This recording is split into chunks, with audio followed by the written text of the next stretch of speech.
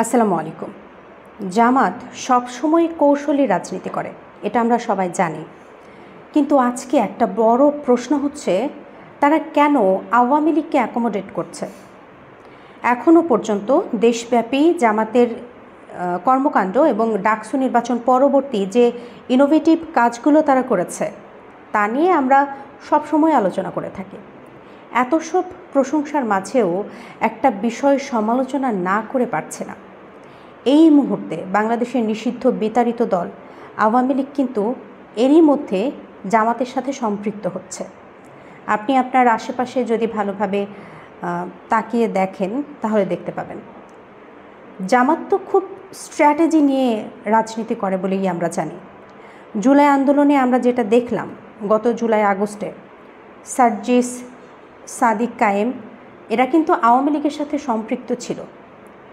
এরপর আন্দোলনের পরে আমরা যেটা দেখলাম যে এদের একটা ভিন্ন রাজনৈতিক সংশ্লিষ্টতা আছে। যাই হোক, এখন এই সময়ে এসেও যদি আওয়ামী লীগকে জামাত অ্যাকোমোডেট করে তাহলে তাদের জন্য এটা আসলে হিতে বিপরীতই হবে। জুলাই আগস্টই তার একটা বড় প্রমাণ।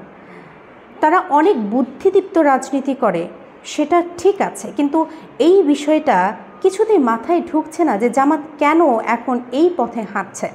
বিএনপিতে যে এমনটা নেই, বিএনপি যে এমনটা করছে না সেটা বললে ভুল হবে, কিন্তু আশেপাশে ভালোভাবে চোখ রাখলে আপনারা দেখতে পাবেন যে জামাত যেভাবে আওয়ামী লীগের সুবিধাভোগীদের অ্যাকোমোডেট করছে বিএনপি কিন্তু সেভাবে করছে না। যদিও বিএনপি একটা বড় দল, তাদের ইনফ্রাস্ট্রাকচার গ্রামে গঞ্জে একদম প্রত্যন্ত এলাকা পর্যন্ত আছে, সেই ক্ষেত্রে এগুলো তো বিএনপির বেশি হওয়ার কথা ছিল আওয়ামী লীগকে নিজের দলে জায়গা দেওয়ার ব্যাপারে। কিন্তু এই কাজটা জামাত কেন করছে? বিচার প্রক্রিয়া শেষ হওয়ার আগে যদি জামাত আওয়ামী লীগকে জায়গা দেয় তাহলে সেটা কি তাদের জন্য বিপরীতমুখী হবে না? বাংলাদেশের 20% হয়তো এখনও আওয়ামী লীগের পক্ষে, হয়তো 20% ভোট আওয়ামী লীগের আছে, কিন্তু এখনও 80% জনগণ তো আছে, সচেতন নাগরিক, যারা আপনি আমি সহ গ্রামগঞ্জের একেবারে সাধারণ মানুষ পর্যন্ত। তাহলে কেন এই 80%-এর কথা না ভেবে শুধুই 20% ভোটের দিকে দৌড়? আমি বলছি না যে আওয়ামী লীগ কখনোই রাজনীতি করবে না, নিশ্চয়ই করবে, কিন্তু সুষ্ঠু বিচারের পর, অর্থাৎ যে যতটুকু অপরাধ করেছে তার ততটুকু শাস্তি ভোগ করার পর তারা নিশ্চয়ই বিভিন্ন দলের মাধ্যমে তারা রাজনীতি করবে।